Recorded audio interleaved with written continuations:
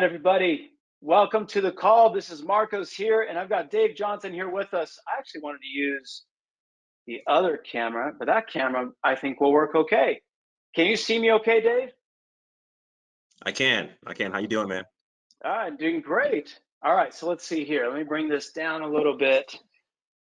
There we go. And by the way, that's my office is now my kids' rock band, garage band.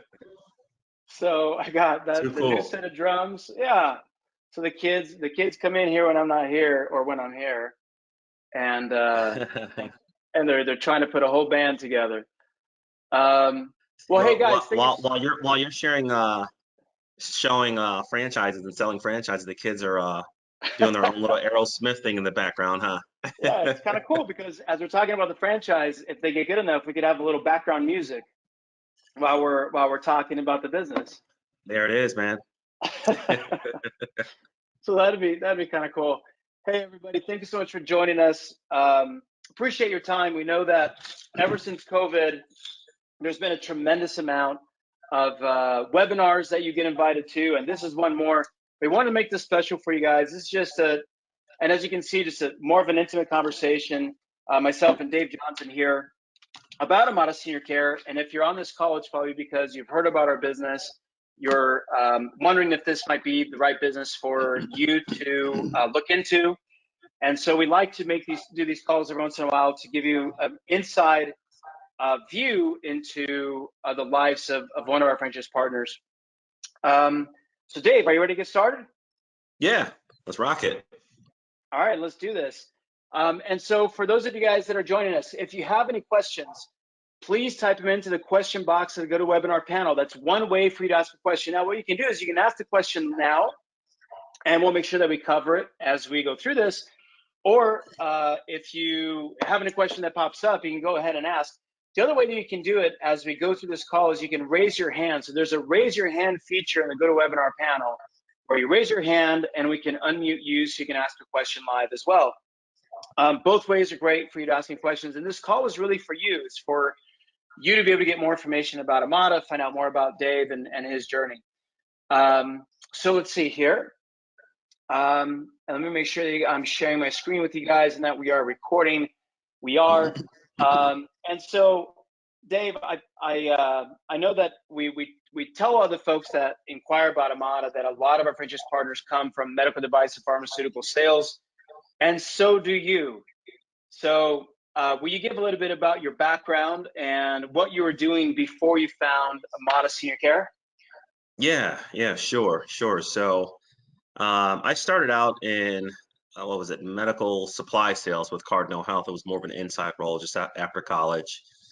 Had an opportunity to get into field sales. I want to say that was with Grainger, WW Grainger, which was industrial supplies. But being the person who I am, I originally even, sought out even wanting to be in sales because I wanted to do medical sales. So I had an opportunity to do pharmaceutical sales with Daiichi Sankyo, and stayed there for about 2.5 years. One thing that I did like though about Grainger is that there was a little bit more of a consultative sale around doing business reviews, closing business based on business reviews and return on investment, things of that nature. Hence, when Alcon Laboratories reached out to me via medical device sales, I had the opportunity to have more of that sales platform that I enjoyed so much, but also the opportunity to remain in the medical industry selling great products too.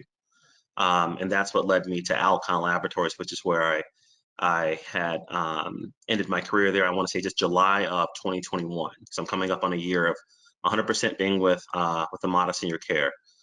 Prior to Amada, and even I want to say around the time that I had even joined with medical device sales with Alcon, I knew I wanted to do home care. I had a friend that did home care.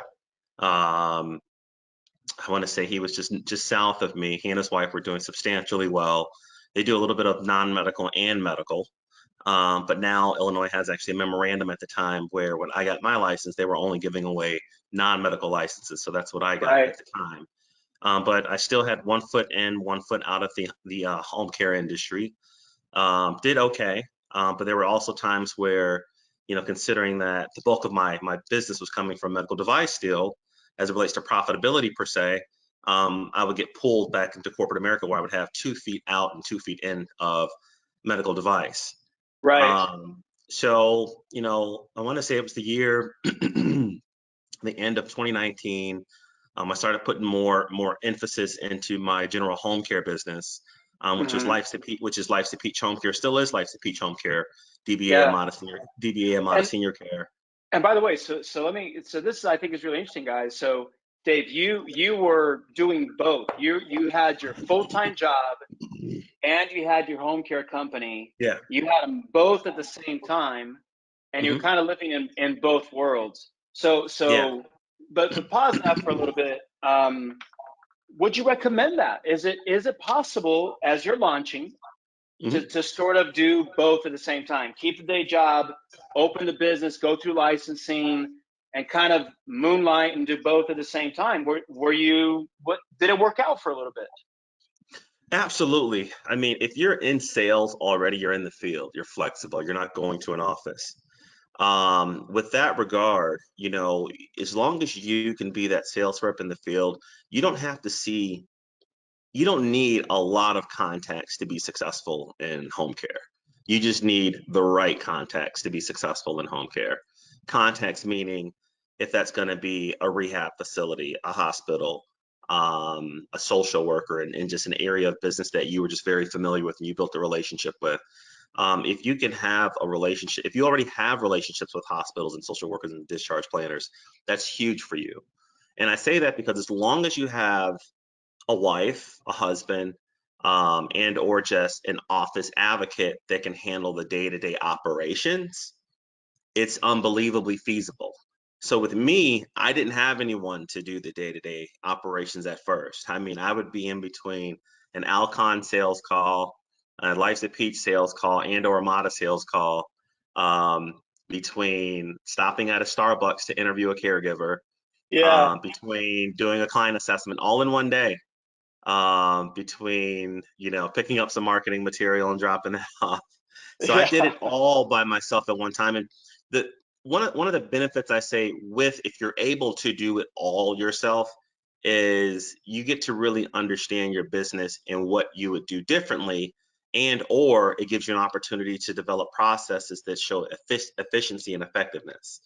The same processes that I followed when I was solely by myself are the same processes that I make my office follow because it made me very effective as a one person owner. I mean, I was literally Got it. doing everything.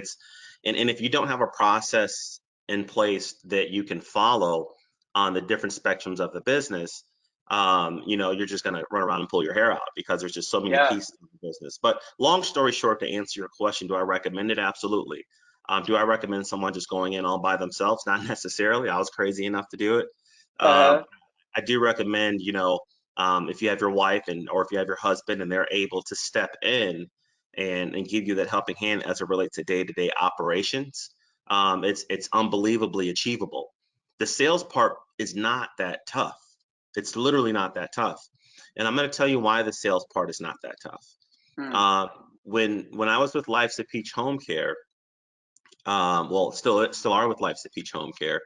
Um, you know, you have to have what we call differentiators in the Right. business, um, because it's one thing to go in and build a relationship that you took 6 months to build because now that social worker or that discharge planner finally likes you.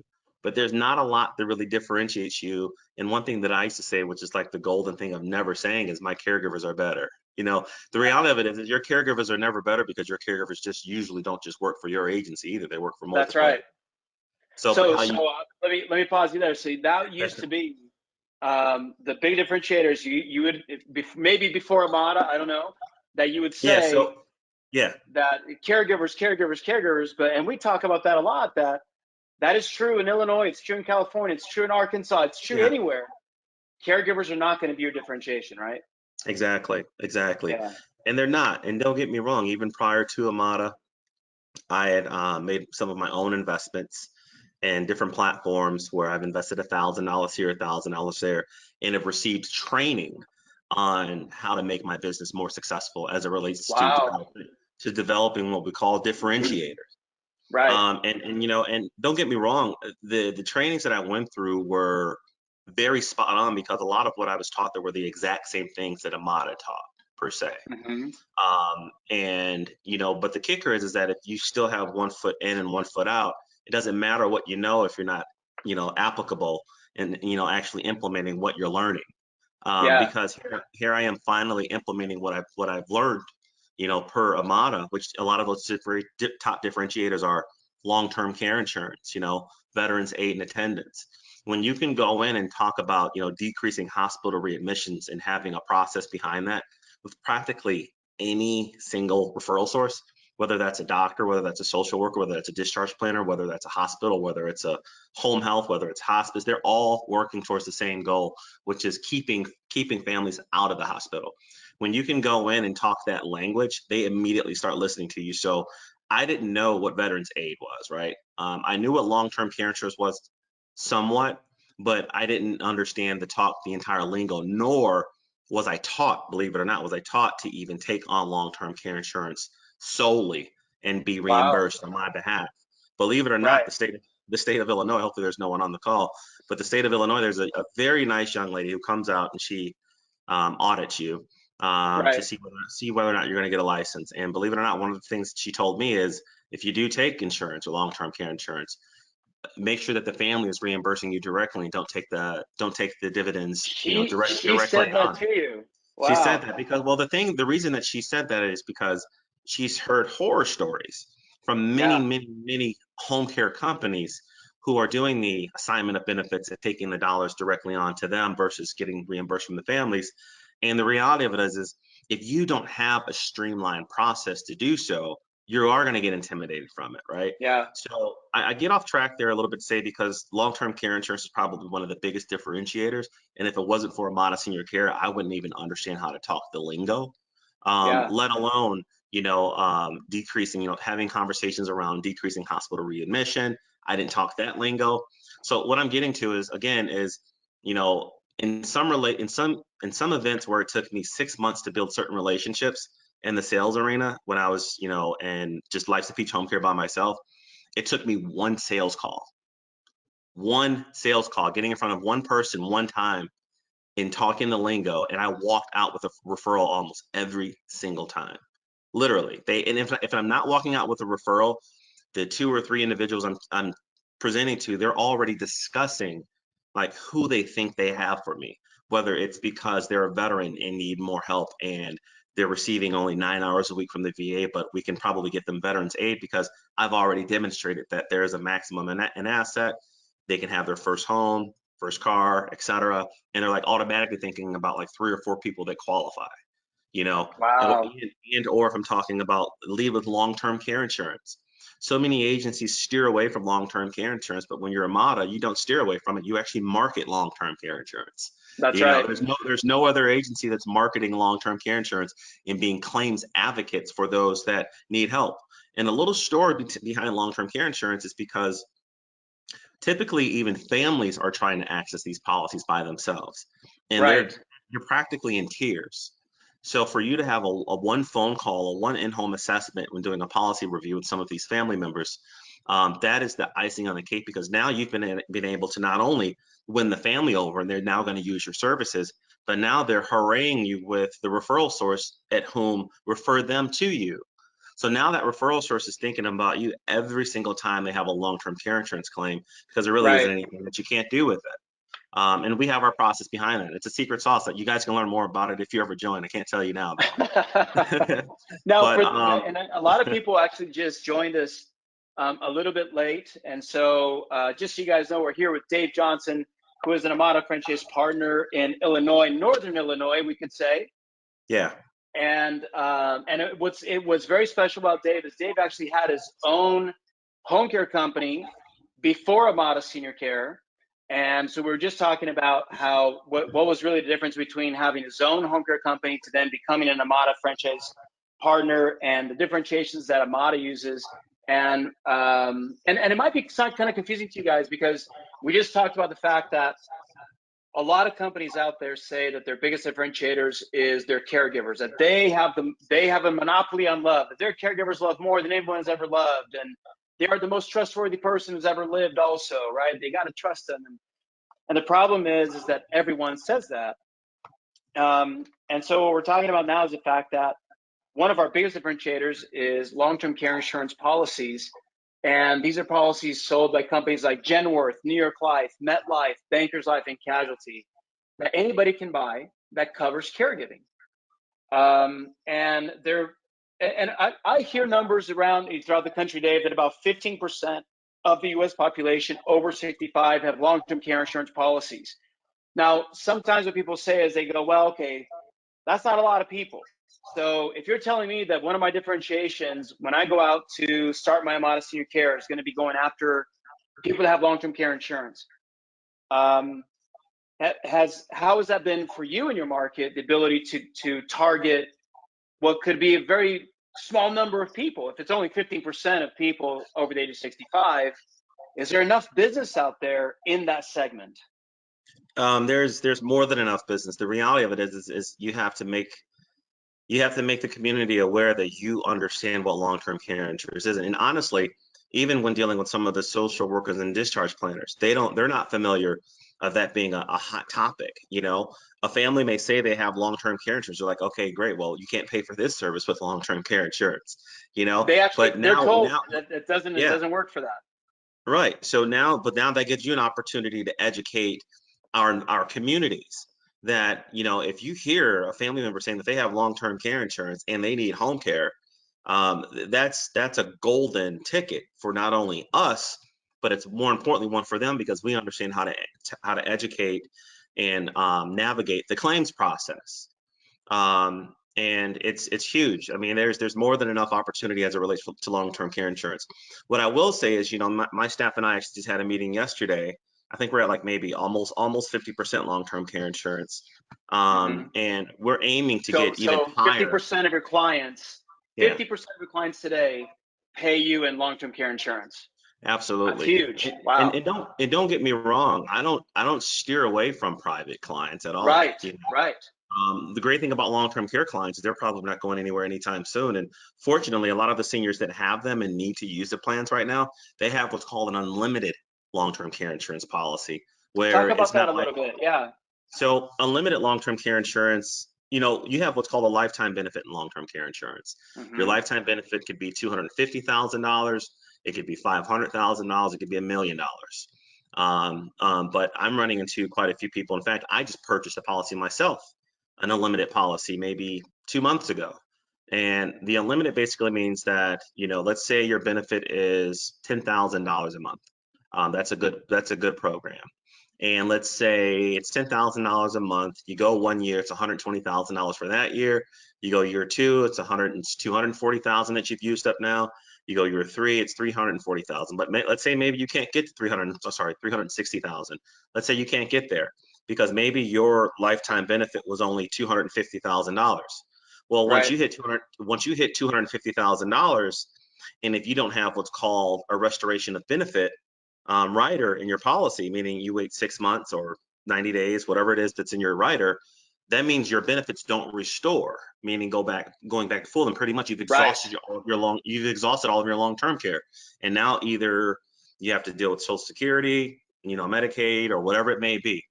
But with the unlimited policy, it could go all the way up until year 10. You could live for the next 10 years, next 20 years, next 10 years, and that's $1 million that it paid out. After 20 years, that's over $2.5 million that your policy just paid out. So when families have that unlimited program, my biggest objective is to understand what's the monthly benefit, right? What's the monthly benefit? And we back that out into, you know, hours per week or whatever it may be, so that we can actually justify, you know, not only what we're charging them per hour, but also what we're billing, et cetera.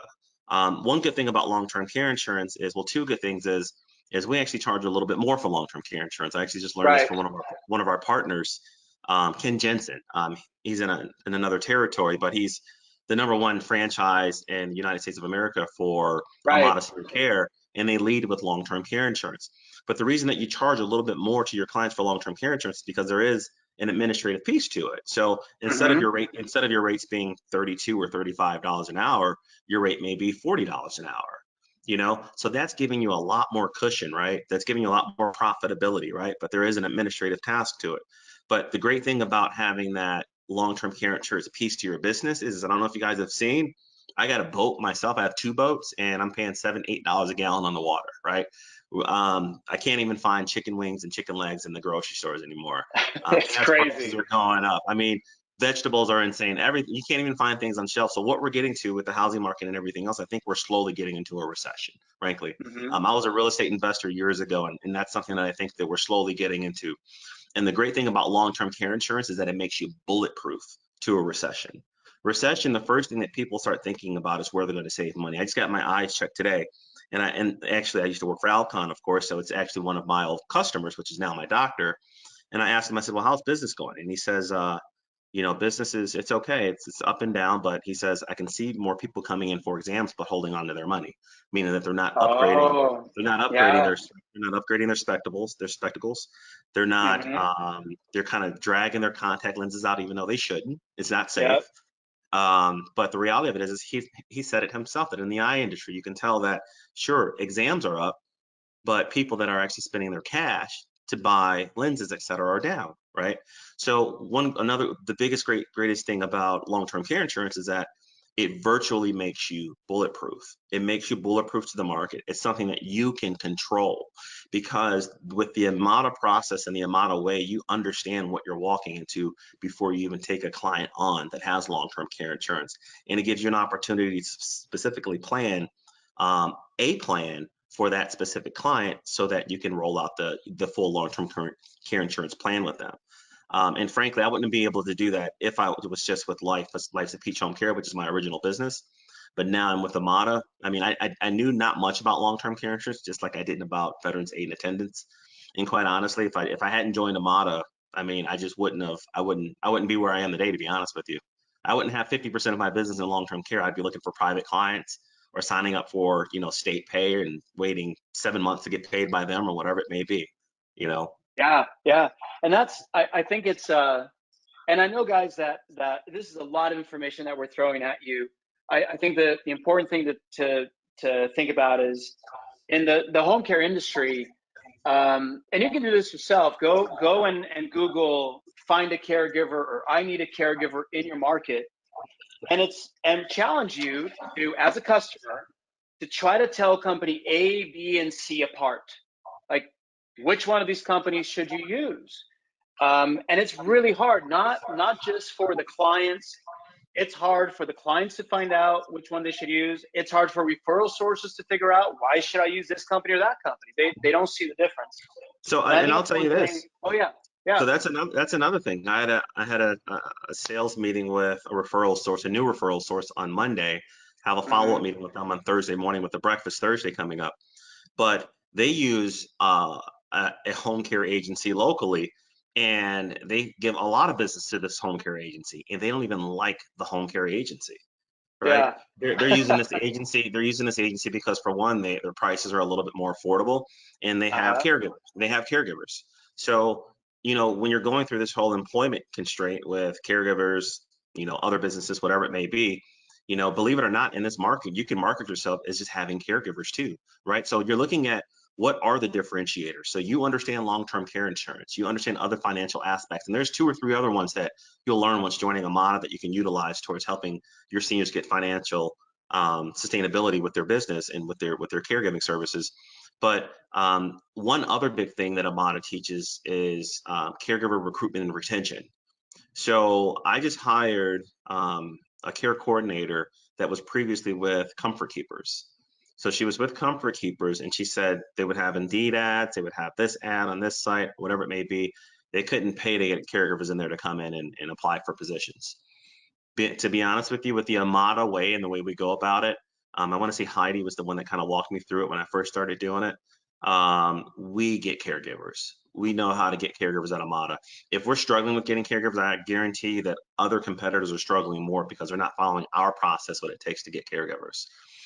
We have forum calls, right? We have forum calls where if we notice that there is a specific territory that aren't able to get caregivers, right? We're understanding what they're doing differently, and they're sharing what they do, whatever it may be, because it's one thing to build the relationships, right? Because I know some of the questions I've had people call me one-offs looking into the business. Some of the questions they will ask is, okay, so what about the marketing piece? How do we go about marketing? Well, marketing is easy. We can teach you that. That's so easy. In fact, you almost got to scale back a little bit because then you have too many referrals coming in. But then it's like, okay, well, how do you get caregivers? I hear caregivers is just tough to manage. You're right. Unfortunately, this is an industry where the turnover ratio to caregivers is a little bit more, right? But if you develop certain processes in place, you do more of a top-down approach on what you will and will not accept from a caregiver as it relates to their professionalism, you can kind of weed through a lot of that in the beginning. But what I will say is, one thing that you can market, and you can't market that you have the best caregivers, but you can market nowadays, you can market, is that we have caregivers. That's a good point. That's That's a good huge. You point. can market that, There's and a that's actually a shortage, yeah. conversation. Yeah, there's a market that you can market that totally. So, and go from there. So now, hey guys, this is really a call for you. So if you have any questions, please type them into the question box at the GoToWebinar panel, or you can also raise your hand. When you raise your hand, it shows us that you'd like to ask a question live. And what we'll do is we'll unmute you, and you can ask that question live. So tell me about when you first started in home care. Walk through sort of a day in the life of what are you doing? How much of your day is spent on a typical day marketing? How much of your day is spent doing billing, scheduling, payroll? How much of your day is spent hiring caregivers? What does that look like? Yeah, so for me, billing payroll is usually on a Monday or a Tuesday. Not even half the day is spent there. I kind of hold my staff accountable to making sure they reconcile at the end of the week, what the hours are for different clients, if there's any adjustments or whatever it may be. Billing payroll doesn't take much. A lot of the time in this business is spent on recruiting. Recruiting is unbelievably important. In fact, you want to market, but you want to probably go out and recruit first, start recruiting for caregivers. Don't be afraid, per se, if you've never been a recruiter. It's not rocket science. It's unbelievably easy. The process is very slim. It's not what you would seek out if you were recruiting for like your current role in corporate America. But recruiting is probably spent 50% of the day is spent on recruiting, not just me personally, but among myself and employees. 50% of the day is probably spent on recruiting. I'd say, 15% of the day is probably spent on client interaction. Maybe 25%, if not a little bit more, spent on sales. So we're selling. But when you have an opportunity to really identify how much time is being spent on sales, et cetera, and whether or not you can spend more time on sales by eliminating certain tasks or whatever it may be, then we'll get to that point, But that's pretty much how the day is divvied up for me. A lot of it is, between the sales piece is also in-home assessments, because what you have to realize is it's one thing for a referral source to give you a lead and they call the office and you start taking information, but even if that referral source loves you and they didn't give that lead just to you, or they did give it just to you, my apologies, but usually clients are going home and they're going to search Google or whatever it may be. But the great thing about it is they're still going to talk to you.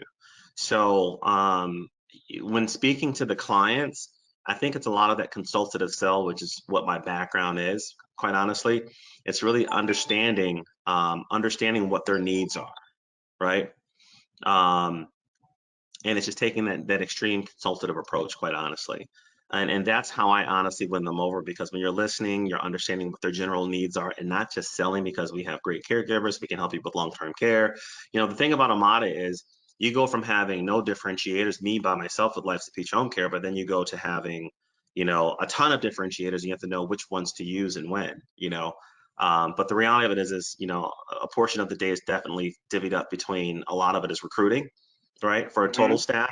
And then you have a sizable portion in sales, and other day-to-day operations isn't quite as much.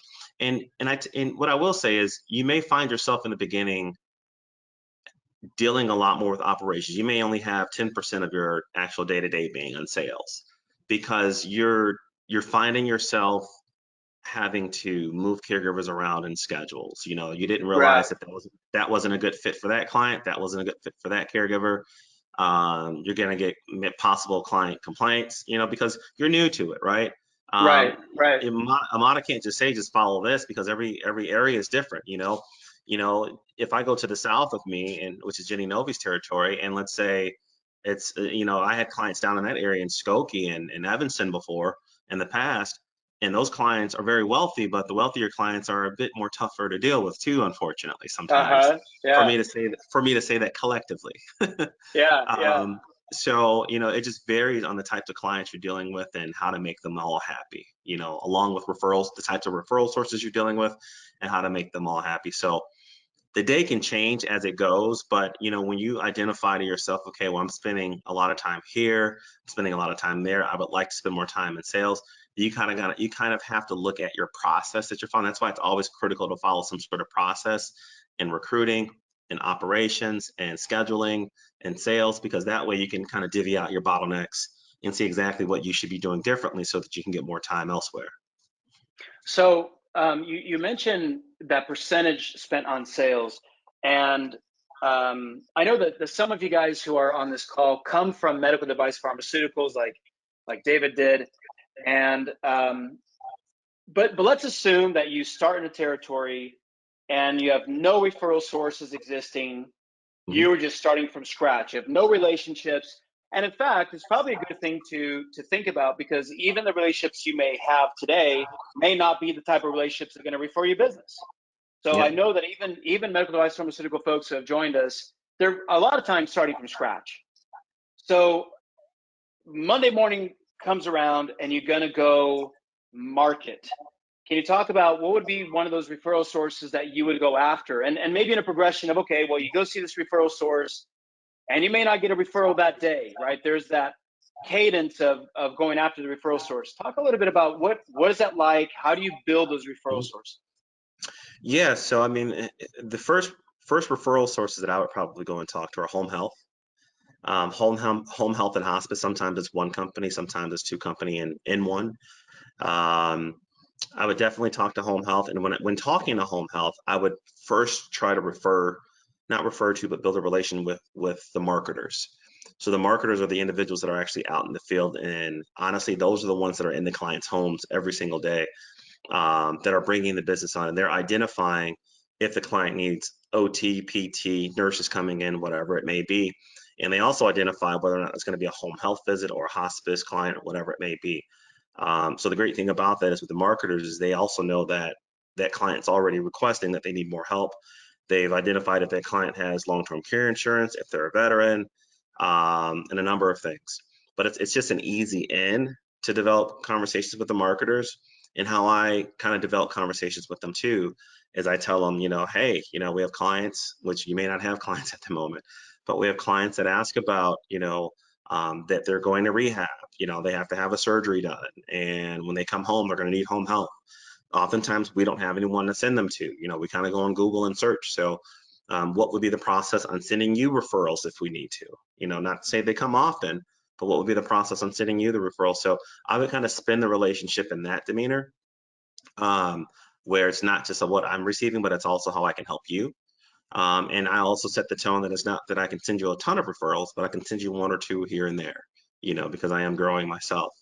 Um, when you're talking to these different individuals, they really want to know what differentiates you. And I think the biggest thing that you guys want to talk about is long-term care insurance and veterans aid and attendance. When it comes to these home health companies, a lot of times they're dealing with Medicare, sometimes Medicaid, TRICARE, whatever it may be. But oftentimes the individuals that they're helping aren't very wealthy, right? And or they were smart enough to purchase a long-term care insurance policy, you know, earlier on in life. So, you know, when you have to just put it out there that, you know, you are an advocate for long-term care insurance. And this is in the beginning, right? It's not even like you can talk to it. You don't have to talk the lingo because they don't know the lingo. They just need to Mhm. know because they just need to know that you can help clients with long-term care insurance because you understand the claims process can be very tough to navigate, and it's something that you can be a claims advocate for. Um, so alongside home health, because you will probably get referrals within the first week, honestly, with home health, is, I would say, probably rehab facilities too, if you can get into them. And I'd say possibly some of the smaller rehab facilities, because the larger ones, they typically have someone that they market to, or that they send leads to, probably your largest competitor in the area. And it's just tough to get in with them, but they're definitely worth planting seeds with. But your rehab facilities are definitely one that you want to market to. When you market to the rehab facilities, you can try to get a hold of the marketers. I've had not a lot of luck getting a hold of the marketers, but it's really the social planners and discharge planners, right? The social workers and discharge planners. And with them, it's the same lingo. It's like, hey, we're new to the area, but we wanted to understand how we can help you guys.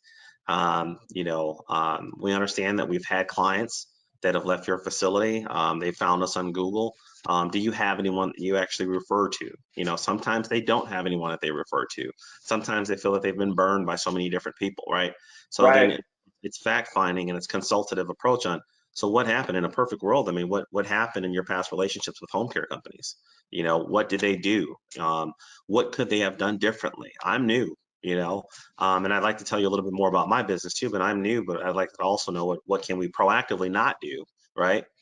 But even from there, when you start talking the lingo of long-term care insurance, veterans aid and attendance, they're like, listen, hey, and one story that I tell them is I say, listen, I understand the lingo of coming in and building relationship, and you can like me all you want, but the reality of it is when you send me clients, they still have to be able to afford care, right? Right. Um, Right. and I tell them, listen, the reason that I even partnered with Amada and I'm with Amada Senior Care now is because we're kind of like a financial liaison to help seniors get funding even for home care, whether that be helping them navigate their long-term care insurance, getting them additional funding with veterans aid and attendance, and then we have a few other options that we can help them with too. That's probably what I would say are the biggest differentiators. But I also explain to them that I'm a member of the Home Care Standards Bureau, right? When you are a member of the Home Care Standards Bureau, which is a huge discount if you're an Amada franchise owner, it gives you an A+ rating for the Home Care Standards Bureau, but it also gives you a training course that you can put your caregivers through. So for Illinois, we're actually required to do trainings on our caregivers. Mm-hmm. It's 16 hours worth of training. And the reason that I'm going through this, you guys will see shortly. But you can't say that you have the best caregivers, right? But what you can say is from a top-down approach, how I train my caregivers are going to be different than how other agencies train their caregivers. The process that we use, we're A+ rated through the Home Care Standards Bureau, and due to that, we train our caregivers a little bit differently. We have certain responsibilities that we hold them up to. So you can utilize things like that, and honestly, that's worked for me. Between just saying those three things around long-term care insurance, veterans aid, and the top-down approach that we have with our caregivers. And that's really what's worked. So I would focus on home health, rehab facilities, and honestly, focus on your Facebook page. Now that you're in business, tell your friends and family what you're doing and how you can help seniors. You have fantastic caregivers that are willing to go out and work with seniors. You Yeah. can, in the event that they have a long-term care insurance policy, you understand that it can be very difficult to navigate that process, but you're a claims advocate for those individuals to help get them through it. If I ran ads on Facebook for friends and family to say, for vets, if there's a veteran that's needing home care and maybe they're already receiving care but need more, have them give me a shout and let's see Mm-hmm. whether or not we can get them approved on veterans aid and attendance. you know. Um, but outside of those, I mean, I would definitely leverage just the home health, rehab facilities. But if you're in the hospitals, right? So if you're in devices and you've been in the hospitals and you've built some pretty substantial relationships with discharge planners and or social workers, leverage them because they don't necessarily have to be dealing with the geriatric side of the business, but they know the social workers and the That's discharge right. planners on the geriatric side. And if you have a Right. decent, it could just be a decent relationship with them. Just say, hey, I finally had an opportunity to branch out into an industry that, it gives us an opportunity to pay it forward in our community every single day. But it's also we're fortunate enough to make a living behind it too now. They love to hear Mm-hmm. that stuff. You're making a living, but you're paying it forward every single day. We're community activists, literally. That's what we're doing. Yeah. We're making Yeah. sure that we're making sure that seniors are safe every single day. That's our duty. We're making sure they're safe. We're making sure that they're okay. We're making sure that no one is coming in and taking advantage of them, right? And even with some individuals, if you don't know them well, and you're telling them that's what you're doing, and now you're like, hey, so do you know the social worker or the discharge planner that's that's in the geriatric side or on the rehab side, you know, um, they'll definitely introduce you to those individuals. Because one thing that I'll say too is when you're working with rehab, some of the rehab facilities are connected to what's called like an assisted living facility too. Sometimes Hmm. it's like a split, you know, where one side is assisted living and the other side is like a assisted living memory care, then the other side is um, rehab. So Rehab, right? but you can leverage that too. You know, one thing that you can do if you have the time too is one other one that you can do is with specifically to assisted livings to make yourself get really sticky in the community is just offer them, say, hey, you know, we are claims advocates for long-term care insurance. We understand that a lot of residents in assisted living and memory care facilities do have a long-term care insurance policy, but we've also gotten calls stating that, you know, even the facilities that had issues with navigating the process on getting the claims to go through, et cetera. We'd love to do, you know, a few policy reviews and maybe talk about long-term care insurance with some of your residents. And what that turns into is that, yeah, you may do a policy review and help them get their claims going. But now they thank you for that. And now they're actually sending you a resident that they can't care for, right? They don't have enough staff on that floor to care for that resident. And or a resident decide, for example, with COVID, some residents will decide to go home with their family members, right? And you can ensure that, hey, you know, I know there's a new bloom of COVID. I know they're going home with their family member. We'll take care of them. But what we will also do is we will assure you that they'll go back to your facility and not another facility once they're ready to come back. You know, so there's a number of avenues, but I think the low-hanging fruit, honestly, the biggest one is probably home health. It's the easiest one to get into. They're more willing to talk to you. Many of them are not franchises. They're mostly mom and pops. You know, the people that are physically working there, if it's the mom or the wife, they own the home health, you know, and or hospice agency. So that's a lot of the low hanging fruit rehab facilities. I mean, you can go after the large ones, but if you find one that's a little bit smaller, yeah, you're not going to get a lot of leads from them, but you know, you'll get enough. You'll get enough to get you going. You know, if your first lead and you land it as a 24/7, you're going to have more work than what you want on your plate. Trust me. Yeah, that's right. If So your guys, first one is a 24/7, you're going to have way more work than what you want. so and by the way, guys, you're kind of a quiet group. If you have any questions, please feel free to type a question in the question box to go to webinar panel. Let me see if we have any hands raised. No, I think we're okay there. So you're a little bit different because in your journey you already had a home care company, but what would you recommend for somebody who's looking at Amada, who's in corporate America now? What do you think is important that they should um, try to do before they acquire the franchise? What is some advice you'd give to somebody who's in this stage? They're on this call right now, thinking about it. What would be your best advice for them? Yeah. So one thing that I will say is even though I owned a home care agency prior to Amada, which the only thing that really did for me was it made it where my license was already established. Because I wasn't a successful home care agency prior to Amada. It's one thing if I had a book of business that was a $500,000 or so or $1 million prior to Amada, but I didn't have that, you know. I mean, we're talking 150 to $200,000, you know, worth of business, which isn't a lot in home care. That could be one, not even one client sometimes throughout a year.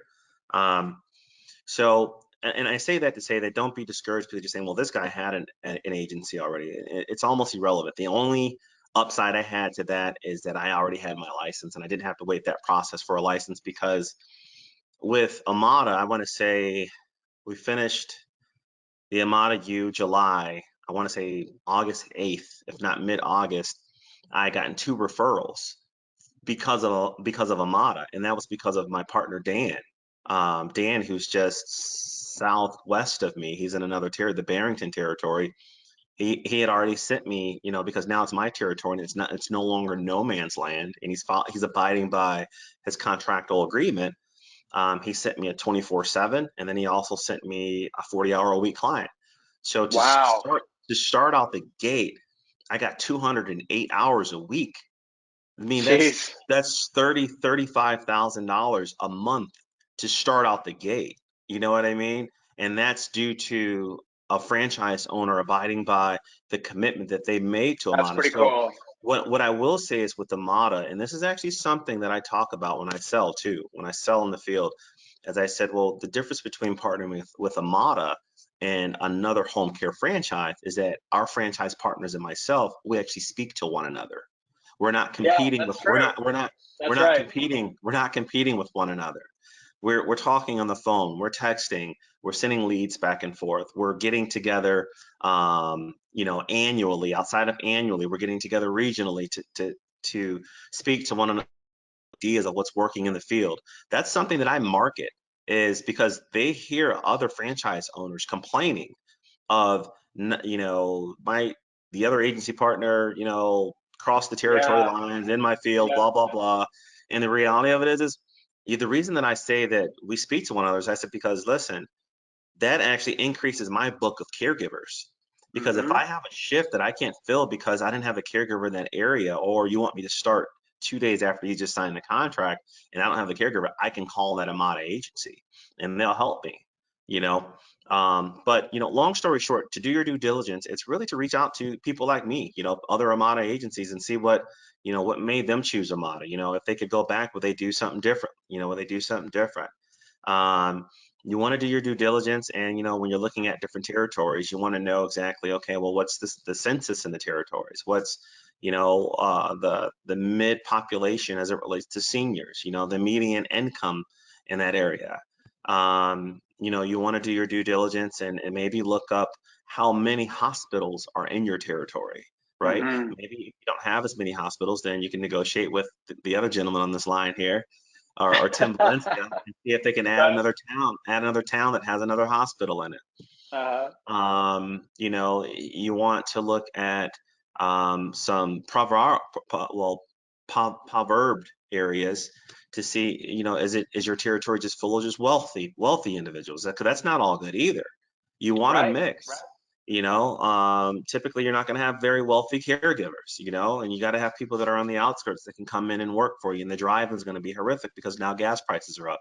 So you want to look at the territory. You don't want it to be too wealthy.